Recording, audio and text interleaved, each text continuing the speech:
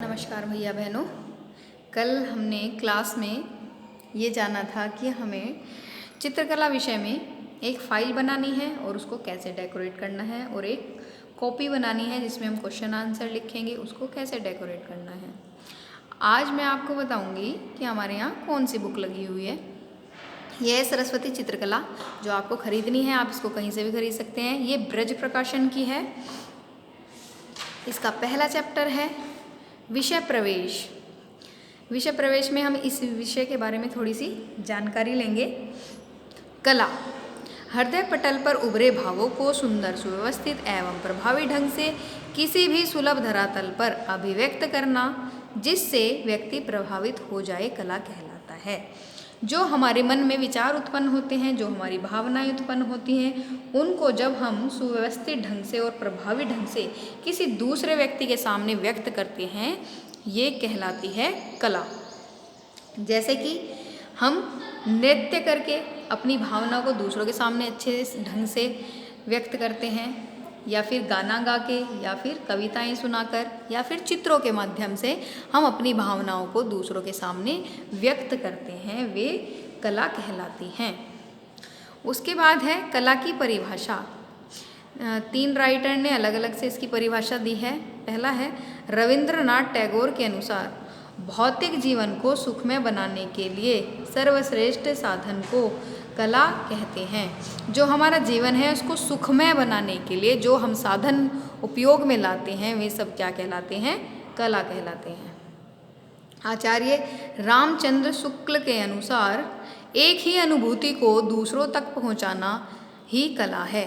अपनी जो अनुभूति होती है, विचार होती हैं, भावनाएं होती हैं, उन्हें दूसरों तक पहुंचाना ही कला है। जॉन रस्किन के अनुसार, कला ही जीवन है, और जहाँ कला का अभाव है वहाँ जीवन निसार है। कला ही जीवन है, अगर कला समाप्त हो जाए तो हमारा जीवन भी निसार है। उसके बाद है कला के प्रकार। कला को 2 भागों में बांटा गया है। नंबर 1 ललित कला, नंबर 2 उपयोगी कला या फिर शिल्प कला। ललित कला मानव मन को अलौकिक रसानुभूति और आनंद प्रदान करने वाली कला को ललित कला कहते हैं। यह 5 प्रकार की होती हैं। वो कलाएं जो हमें आनंद की अनुभूति कराती है, हमारा मनोरंजन करती है, हमें खुशी प्रदान करती है, वो कला ललित कला कहलाती हैं। ये 5 प्रकार की हैं। मूर्ति कला, काव्य कला, वास्तुकला, संगीत कला, चित्रकला।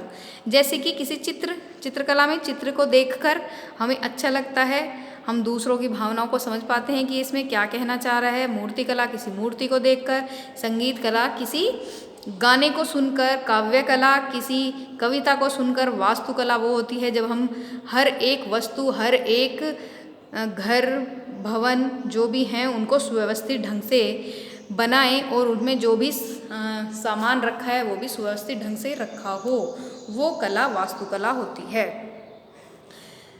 तो ये जो कलाएं हैं ये 5 प्रकार की हैं और ये हमें आनंद की अनुभूति कराती हैं।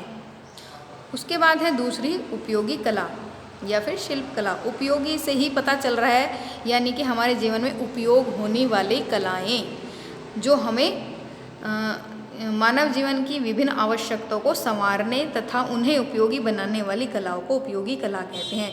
मानव जीवन की जितनी भी आवश्यकताएं, जैसे अगर उसको भूख लग रही है तो वो खाना खाएगा, खाना बनाना भी एक कला है। अगर हमें कहीं बैठना है, बैठने के लिए हमें कुर्सी चाहिए, या फिर बेड पे बैठेंगे या फिर चारपाई पे बैठेंगे, तो उनको भी कोई ना कोई बनाएगा, लकड़ी से बनाएगा, तो ये भी एक कला है। तो ये जो होती हैं उपयोगी कला, जैसे कि लोहे का काम, लकड़ी का काम, सोने चांदी का काम, भोजन पकाने का काम, क्रमशः इनको धातु शिल्प, काष्ठ शिल्प, स्वर्ण शिल्प, पाक शिल्प आदि के नाम से जाना जाता है। इनकी संख्या लगभग 64 मानी जाती है। ये 64 प्रकार की होती हैं जो हमारे उपयोग में वस्तुएं आती हैं, उनको बनाने वाली कलाएं उपयोगी या फिर शिल्प कला कहलाती है। ये नेक्स्ट है चित्रकला का अर्थ। ये हम अगली क्लास में पढ़ेंगे। आज के लिए केवल